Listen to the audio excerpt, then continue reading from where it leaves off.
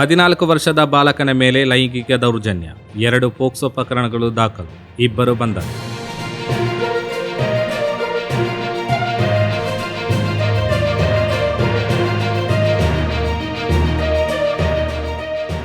ಹದಿನಾಲ್ಕು ವರ್ಷದ ಬಾಲಕನ ಮೇಲೆ ಲೈಂಗಿಕ ದೌರ್ಜನ್ಯ ಎಸಗಿದ ಆರೋಪದ ಹಿನ್ನೆಲೆಯಲ್ಲಿ ಕುಂಬಳೆ ಪೊಲೀಸ್ ಠಾಣೆಯಲ್ಲಿ 2 ಪೋಕ್ಸೋ ಪ್ರಕರಣಗಳು ದಾಖಲಾಗಿದ್ದು 2ರನ್ನ ಬಂಧಿಸಲಾಗಿದೆ.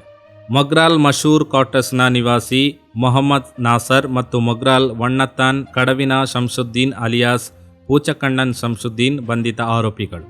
ಕುಂಬಳೆ ಪೊಲೀಸ್ ಠಾಣೆಯ ಇನ್ಸ್ಪೆಕ್ಟರ್ ಬೈಜು ಕೆ ಜೋಸ್ ಅವರ ನೇತೃತ್ವದಲ್ಲಿ ಎಸ್ಐಗಳಾದ ಸುರೇಶ್ ಮತ್ತು ಅನಂತಕೃಷ್ಣನ್ ಆರ್ ಮೇನನ್ ಅವರು ಕಾರ್ಯಾಚರಣೆ ನಡೆಸಿ ಆರೋಪಿಗಳನ್ನು ಬಂಧಿಸಿದ್ದಾರೆ. ಕುಂಬಳೆ ಪೊಲೀಸ್ ಠಾಣಾ ವ್ಯಾಪ್ತಿಯಲ್ಲಿ ವಾಸಿಸುವ 14 ವರ್ಷದ ಬಾಲಕನೇ ಪ್ರಕರಣದ ದೂರುದಾರನಾಗಿದ್ದಾನೆ. ಆರೋಪಿಗಳಾದ ಶಂಸುದ್ದೀನ್ 2024ರಲ್ಲಿ ಹಾಗೂ ಮೊಹಮ್ಮದ್ ನಾಸರ್ 2025ರಲ್ಲಿ ಬಾಲಕನ ಮೇಲೆ ದೌರ್ಜನ್ಯ ಎಸಗಿದ್ದಾರೆ ಎಂದು ದೂರಿನಲ್ಲಿ ತಿಳಿಸಲಾಗಿದೆ.